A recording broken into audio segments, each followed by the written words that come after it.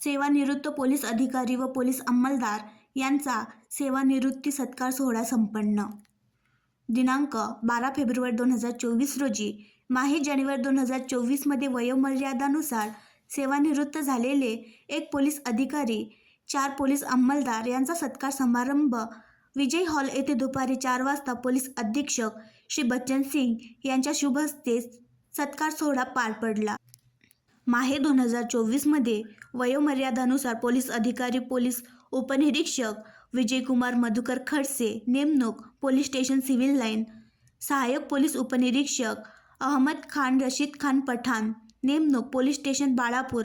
Police हवालदार अरुण लक्ष्मण मेतकर नेमणूक police station खदान. पोलीस हवालदार संजय अवधूतराव महल्ले नेमणूक पोलीस स्टेशन हिवरखेड. पोलीस हवालदार रामानंद मणिरामजी भवाने हे सेवानिवृत्त झाले. त्यांना शाल श्रीफळ भेटवस्तू व धनादेश देऊन पोलीस अधीक्षक साहेब यांनी सन्मानित केले. यावेळी प्रथमच माननीय पोलीस अधीक्षक यांनी निवृत्त पोलिसांना गटविमा व रजा राखीकरण याचा धनादेश सेवानिवृत्तीच्या वेळी त्वरित दिला. त्यामुळे सेवानिवृत्त पोलीस अंमलदार यांनी समाधान व्यक्त करीत पोलीस अधीक्षक साहेबांचे आभार मानले.